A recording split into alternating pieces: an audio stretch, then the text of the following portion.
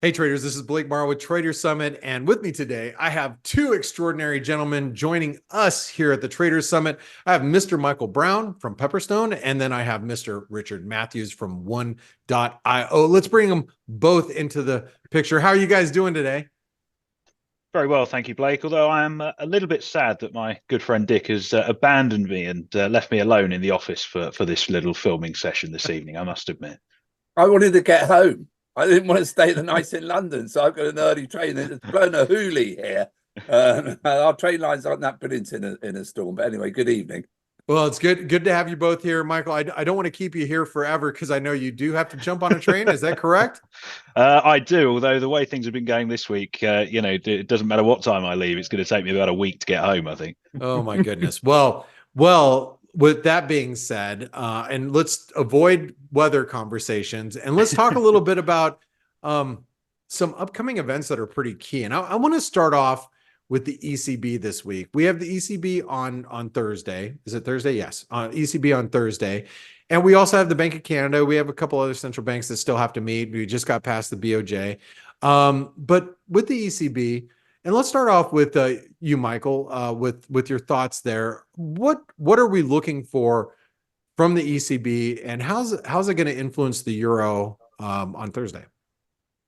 Um, well, I mean, in short, I guess we're not really expecting a lot from the ECB, to be honest with you. I mean, if you think about what's happened since their last meeting back in December of last year, there hasn't been that much in the way of incoming economic data to really change the story. And inflation is still coming down relatively nicely. Activity is still contracting at a relatively rapid clip, and Germany remains, despite their finance minister and central bank governor's insistence, the sick man of Europe. And that was the case in December, and it's still the case now. So I guess all we may get from the ECB is some further pushback on what became relatively aggressive market pricing in terms of easing as soon as March, although that has pared back a little bit of late. But then again, having said that, we had pretty much everyone on the governing council coming out with a rare unified message from the European Central Bank saying, no, markets are getting too excited, too optimistic about rate cuts. And then President Lagarde gets up in front of a microphone in Davos and says, well, we're going to cut by the summer. So, yeah, probably a communications catastrophe once more, you'd imagine. Well, okay, I'm glad that you said that, because if you think about two meetings ago, she was actually pretty hawkish, right? She came out pretty hawkish, and it astonished most of us. And I think we were like, wow. And that's what took that euro, above 110 at the time.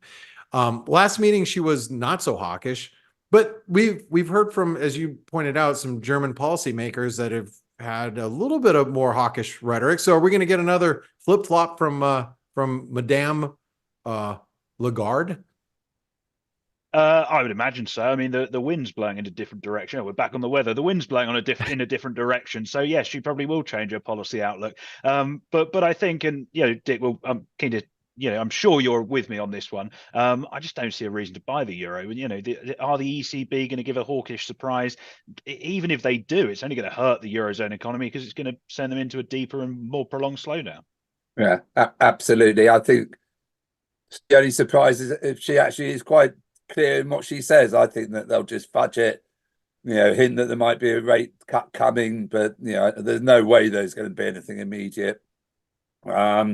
I think the big money will be on what shade of brown she is. That's probably going to be the most interesting part of the press conference. I'm wondering if she's going to. You think she's going to flaunt a Donald Trump orange this time around? Yeah, I think it could be a little bit bid on the Donald Trump orange. I think it might be a little bit darker than that.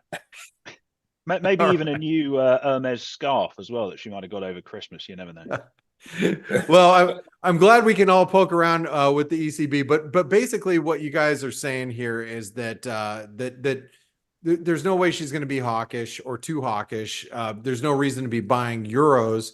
And I mean, and let's talk about this before we even move along to the FOMC. The dollar has been really strong, but risk or stocks have also been really strong. I mean, we've had this breakout to all-time highs in the S&P. What do you make of that? And let's start with Richard this time. Richard, dollar's strong, stocks are strong. What gives? The dollar's strong for one reason. People got ahead of themselves on rate cut expectations. They're not going to cut anytime soon. These expectations being pared back the whole time. The main reason to cut rates would be a weak economy, weak stock prices. So actually, the longer rates stay high, the stronger the economy is, and the more reason to buy equities, I guess, is the logic behind it. I think the American economy, we're talking before we started recording, I think it's exceptional. I think it was exceptional last year. That was the trade for last year. And I still think it is. And I was thinking earlier today, the US economy is completely different to the UK and to Europe. And you just got to put that to one side. Employment still looks good. You know, it just looks a great economy. But before I bring in, some comments from Michael, but I gotta point out, some of the economic data here in the US is starting to show a little bit of wobble, especially on the manufacturing point of view, front, if you will. But yeah, labor remains strong. I mean, you expect labor to continue to stay strong?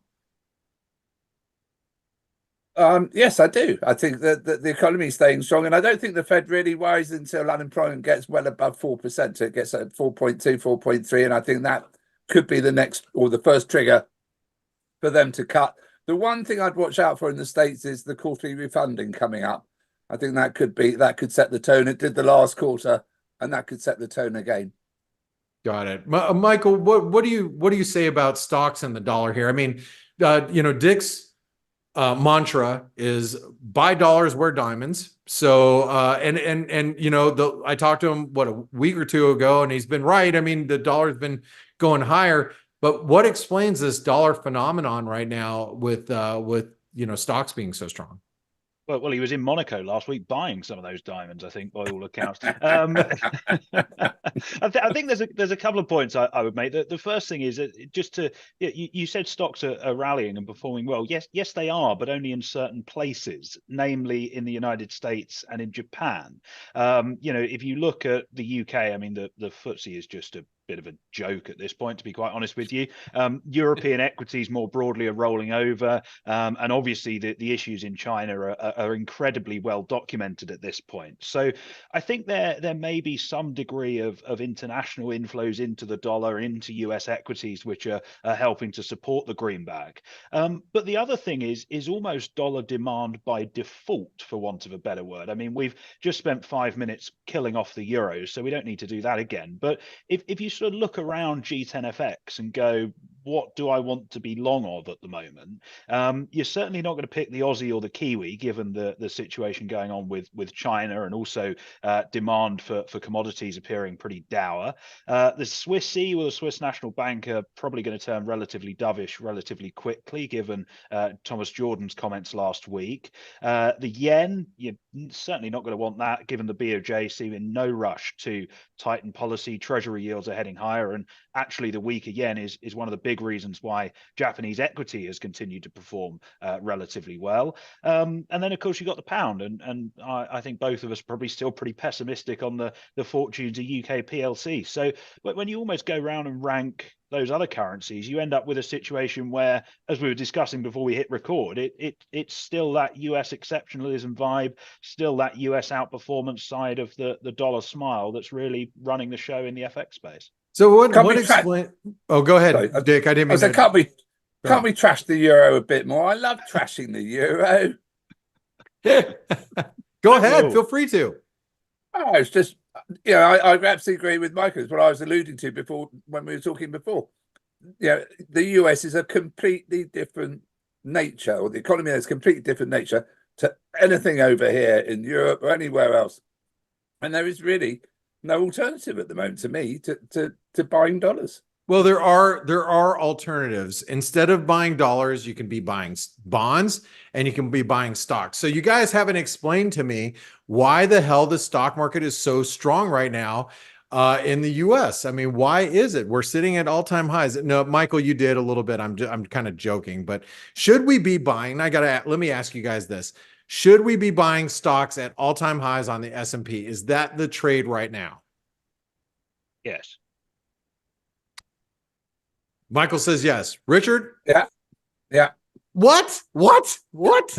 Oh my God. Okay, let's Well, clarify. It depends. It depends on your time horizon. If Okay. we're sat here going, I want to trade for the next hour or the next day or the next week, yeah, Sure. then Okay. yeah, it's a little bit more of a coin flip. But if we're going, medium term, I'm looking away from the camera to look at my screens. But the S&P futures trading as near as makes no difference at 4,900. Are we going to be at 5,000 within the next 6 months? I would say yes, we probably will be. Okay. Fair enough. All right. So before I go any further, I just wanted to say, everybody listening in, if you're enjoying this conversation, make sure you give these two gentlemen a thumbs up for being here on a Tuesday night. Michael's going to be stranded. He's going to have to stay at the office and sleep underneath his desk, as he does probably a couple times a week anyway. And Richard's at home, tucked in nicely in his bed. But if you guys are enjoying this content, thumbs up, jump down in the comments below if you have anything that you want to add to the conversation, and make sure you subscribe to the channel. Now, I do want to talk about the FOMC next week. What should we expect from the Fed next week? Because obviously, and I say obviously because I think it's redonkulous. Did I just say that correctly? Yes, redonkulous that the market is pricing in 6 or 7 rate cuts in this year. I think it's completely crazy. Do you think going into next week, the Fed confirms that, or do you think we get some pushback from Fed Chairman Powell? Let's start off with Michael. What do you think about that? I think the Fed's very similar to the ECB in some ways, in that there hasn't, again, been much information to really change the situation since the December Fed meeting. I guess the only extra thing to consider in terms of the Fed is that obviously we had what was perceived to be a dovish press conference from Chair Powell in December, and obviously that resulted in this aggressive dovish repricing that you just mentioned, and also quite a significant loosening in financial conditions. So I think Powell may be a little bit more careful with his language this time, but ultimately there's very little that he can say that's going to significantly alter the situation. We can all look at the data and go, disinflation is continuing. Economic momentum is seemingly waning a little bit. It's still relatively strong, but the pace of growth is starting to slow.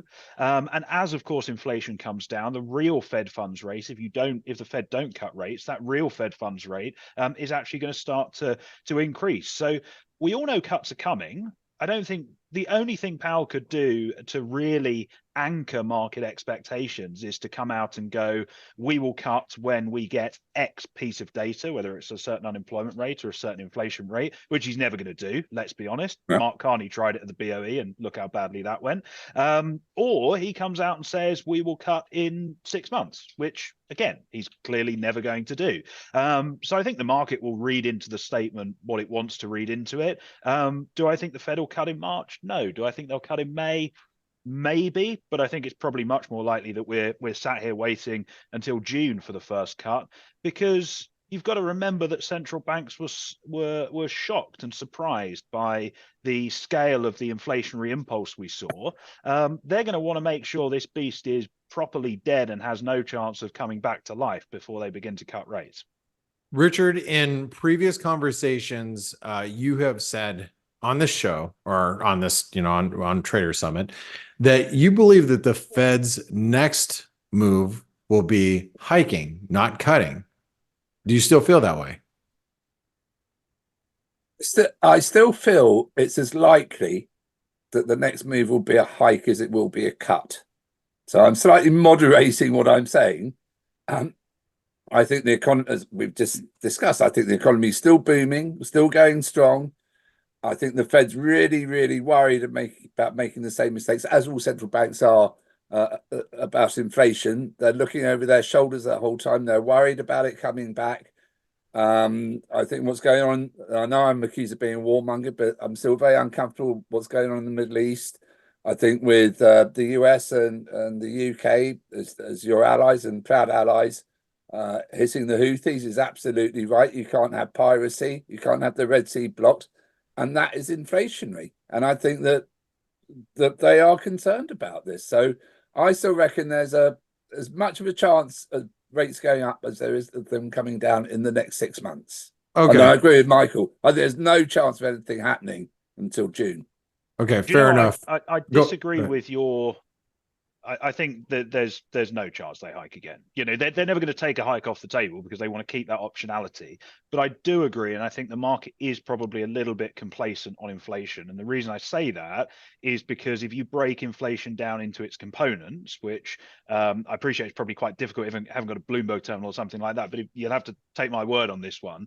Services inflation everywhere, UK, US, has done that for about 6 to 12 months now, while goods inflation has done that and actually fallen into deflation. So services going nowhere, and then transit prices, shipping costs, all the rest of it start to tick higher, and your goods inflation moves higher, then of course your headline and your core numbers are also going to start to move as well. And I think you're right, that's a risk that policymakers will be aware of.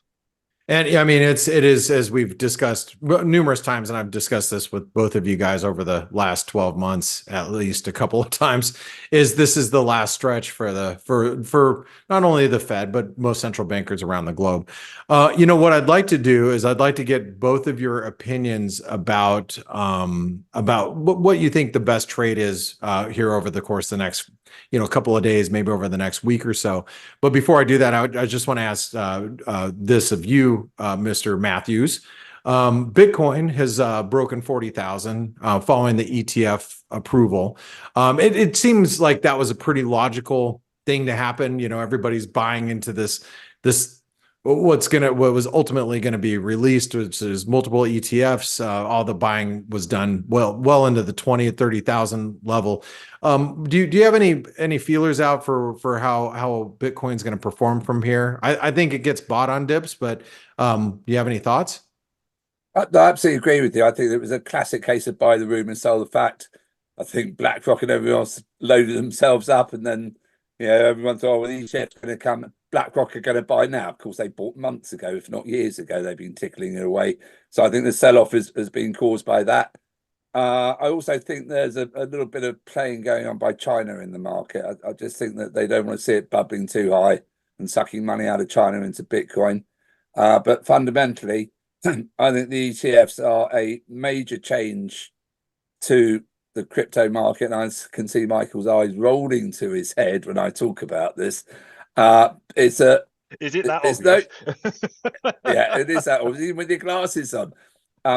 To me, it's no different to buying gold or buying silver, or now it's a tradable. Stop looking away.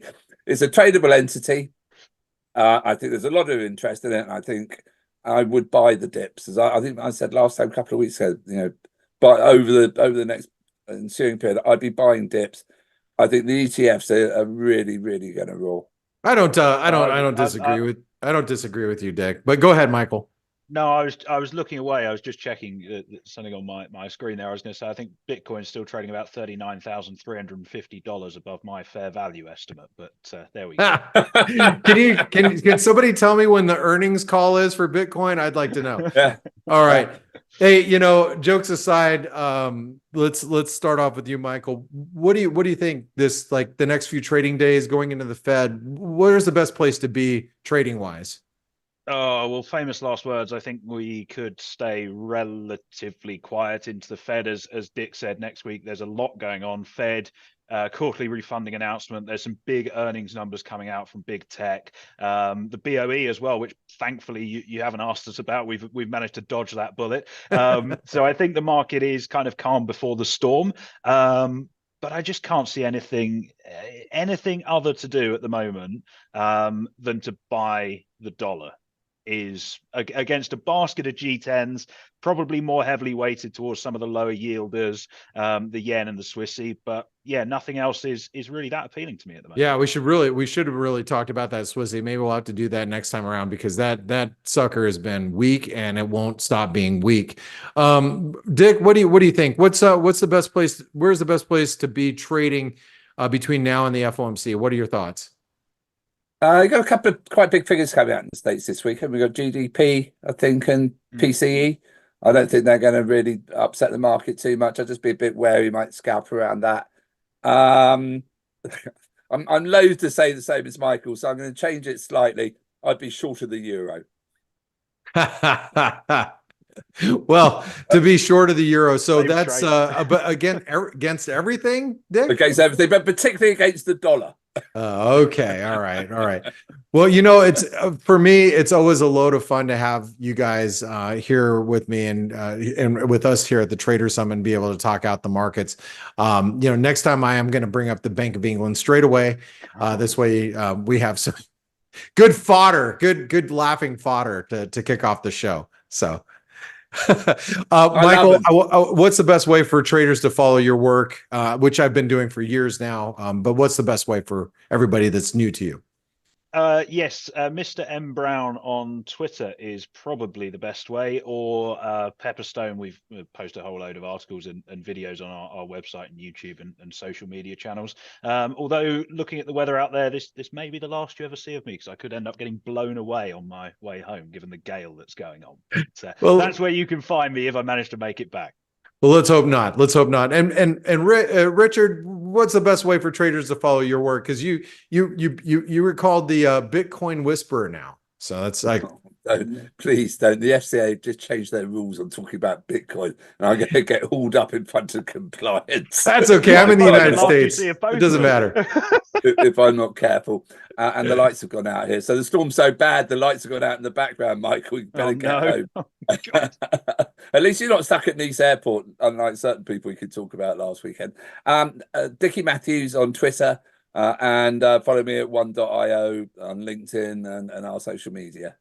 Well, gentlemen, that's it for us here at the Trader Summit. I want to thank you both for being here. And I'm going to let you go before you guys lose power. Anyway, thanks for being with us. If you like this video, make sure you give us a thumbs up, subscribe to the channel down below, follow these two gentlemen in their work. They're both pros in what they do.